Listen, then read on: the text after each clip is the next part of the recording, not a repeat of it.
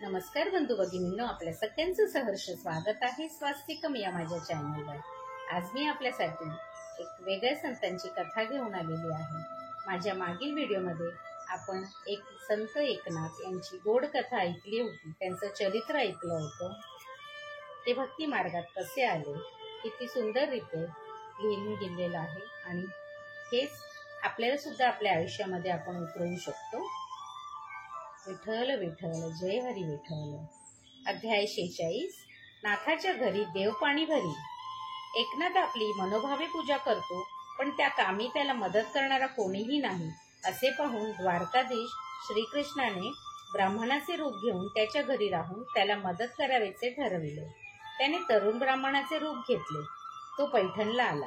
लोकांना विचारू लागला, अहो, या गावात एक वैष्णव राहतो, तो कृष्णाची पूजा करतो, ब्राह्मण भोजन घालतो, हरिकीर्तन करतो, मोठा उदार आहे, त्याचे घर कोठे आहे? लोकांनी त्याला एकनाथाचे घर दाखविले।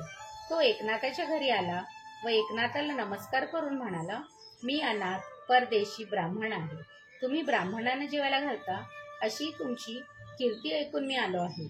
मला आश्रय द्या, अन्न वस्त्र द्या, मी तुमची सर्व सेवा करेन। एकनाथाने विचारले, तुम्ही कोण, कोठे असता, नाव काय, तुमच्या कुटुंबात कोण कोण आहे?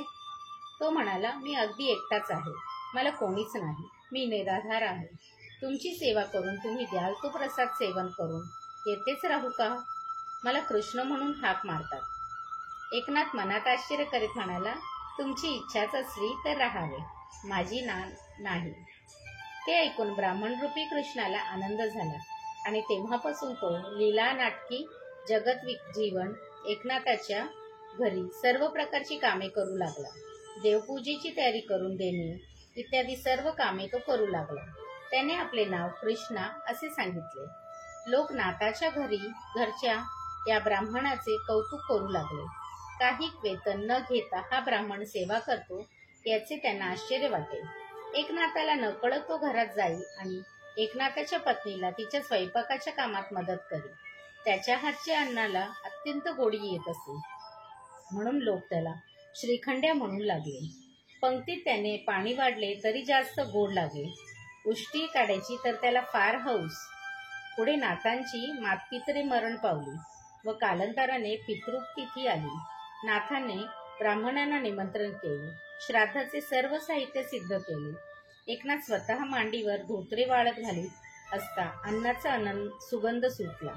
त्यावेळी बाहेर रस्त्यावर एक अतिशूद्र व त्याची पत्नी झाडलोट करीत होती। अन्नाचा सुवास येऊन बाई नवऱ्याला म्हणाली, हे अन्न आपल्याला खायला मिळेल का?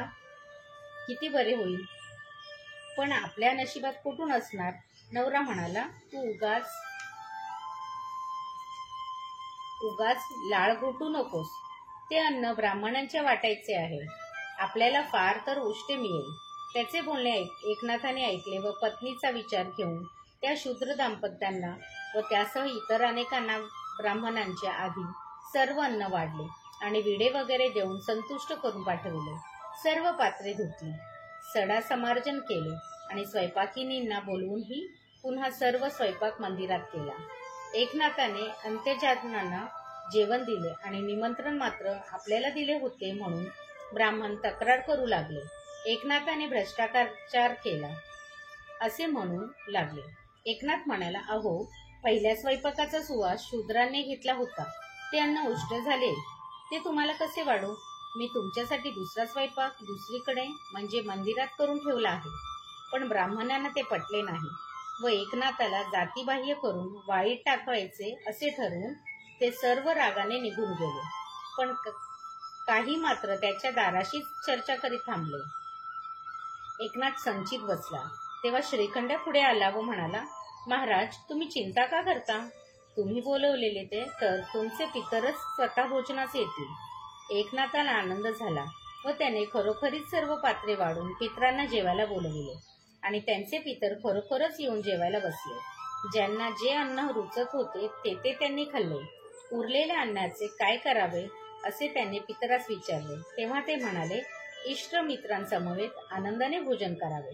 दाराशी थांबलेल्या ब्राह्मणांना साक्षात पितृगण जेवत आहेत असे दिसले, तेव्हा ते चकित होऊन म्हणाले, हा तर अवतारी पुरुष आहे, आपण याला उगाच छळतो. श्रीकृष्ण याचा सहाय्यकर्ता आहे. याने पितरांना जेवायला घातले, आता याला असाच जातीत घ्यावा, तरी आपला मान काय राहील. तेव्हा उद्या याच्याकडून प्रायश्चित करून घ्यावे, असे बोलत ते निघून गेले. दुसऱ्या दिवशी नाथाला त्यांनी प्रायश्चित घेण्यास बोलविले. त्याला नदीत स्नान घातले आणि भस्म व गोमय अंगाला फासून वेदमंत्र म्हणून त्याला शुद्ध केले.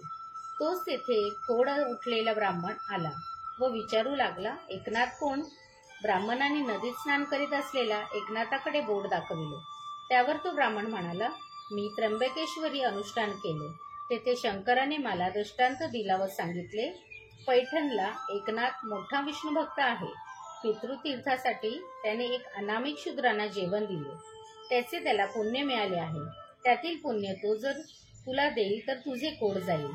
तेव्हा मी लगेचच इकडे आलो. त्या ब्राह्मणाने मग नाथापाशी जाऊन विनंती केली. शंकराने एका शूद्राचे पुण्य मला देण्यास आपणाला सांगितले आहे. अवश्य असेल म्हणून नाथाने त्याच्या हातावर पाणी घातले आणि त्याचे कोड तत्काळ जाऊन त्याचा देह सुंदर झाला. तेव्हा मात्र ब्राह्मणांचा सर्व गर्व नष्ट होऊन तो एकनाथाला म्हणू लागले, तुला कोणत्याही प्रायश्चित्ताची आवश्यकता नाही. ते नाथाला घरी घेऊन आले व नंतर आपापल्या घरी गेले. असो, कुणी निंदा कुणी वंदा. एकनाथ शांतपणे हरिभक्त अशा रीतीने तल्लीन राहत असे. तिकडे एक ब्राह्मण द्वारकेत जाऊन श्रीहरी भेटावा अशा तळमळीने तप करीत बसला. त्याच्या स्वप्नात येऊन राधा व रुक्मिणी यांनी त्याला सांगितले, चक्रपाणी पैठण येथे एकनाथ नावाच्या भक्ताच्या घरी श्रीखंड्या ब्राह्मणाचे रूप घेऊन 12 वर्षे राहत आहेत. तिकडे जा आणि भेट त्यांना. दृष्टांत होताच ब्राह्मणाला फार हर्ष झाला. तो पैठणला आला व एकनाथाचं घर शोधित तेथे आला. एकनाथाने त्याचे स्वागत केले व बसायला आसन देऊन कार्यभाग विचारला. ब्राह्मण म्हणाला,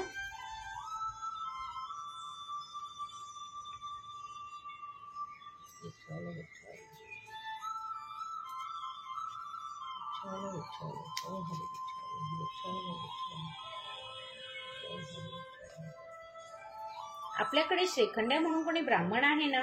मला त्याची भेट घ्यायची आहे. एकनाथ म्हणाला, तो गंगेवर पाणी आणायला गेला आहे. जरा वेळ थांबा, आत्ताच येईल. ब्राह्मण मोठ्या उत्कंठतेने वाट पाहत बसला. काही वेळाने श्रीखंड्या कावड घेऊन आला. त्याने त्या तपस्वी ब्राह्मणाला पाहिले व पाहताच तो संकोचला. तो मनात म्हणाला, 12 वर्षापर्यंत चांगला आनंदात होतो. हा घेणेकरी कुठून अवचित आला? एकनाथ त्या ब्राह्मणाला म्हणाला, अहो, हाच तो श्रीखंड्या. कृष्ण म्हणून आम्ही त्याला हाक मारतो. तत्काळ त्या ब्राह्मणाने उठून श्रीखंड्याचे चरणांना मिठी घातली. तेव्हा त्याला, मी येतोस, जरा थांबा, असे सांगून स्वतःची सोडवणूक करून घेऊन श्रीखंड्या कावड घेऊन घरात गेला आणि आतल्या आत गुप्त झाला. तपस्वी पुष्कळ वेळ वाट पाहत बसला, पण श्रीखंड्याचा पत्ता नाही. तेव्हा एकनाथासह त्याने आत जाऊन शोध घेतला. त्याची कावड होती, पण तो मात्र कोठेच नव्हता. तपस्वी ब्राह्मण रडू लागला. एकनाथाने त्याला कारण विचारले. तेव्हा त्या ब्राह्मणाने दृष्टांताचा सर्व प्रकार सांगितला व म्हटले, मला चुकवून द्वारकाधीश येथून पळून गेला. 12 वर्षे देव आपल्यासाठी घरी राहून राबला, अरे रे, आणि मी त्याला ओळखलेच नाही, असे म्हणून नाथवी त्या ब्राह्मणाबरोबर रुंद कंठाने शोक करू लागले. नाथाच्या त्या मनस्थितीचे वर्णन करणे अशक्य आहे. पुढे एक रात्री नाथ निद्रिस्त असताना ज्ञानेश्वरांनी त्याला स्वप्नात येऊन सांगितले, तू आळंदीस ये, समाधी उघडून माझे दर्शन घे. अर्जुन वृक्षाची मुळी घेऊन समाधी जवळ लागली आहे, ती दुसरीकडे नेऊन लाव. समाधी लगेच बुजव. दृष्टांताप्रमाणे एकनाथ आळंदीस गेला. तेथे दृष्टांताप्रमाणे सर्व कार्य त्याने केले. आळंदी गावात अन्नधान्य मिळत नव्हते. गाव लहान होते. नाथाबरोबर आलेले शिष्य संप्रदायी लोक भुकेलेले होते.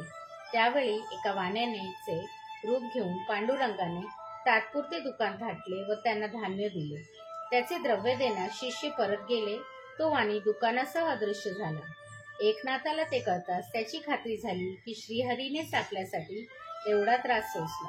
तेथे 2 दिवस राहून तिसऱ्या दिवशी सर्वजण पैठणला जाण्यास निघाले. विठ्ठल विठ्ठल जय हरी विठ्ठल, विठ्ठल विठ्ठल जय हरी विठ्ठल. श्री विठ्ठल रखमाई पर्णमुस. शुभम भवतु शुभम भवतु शुभम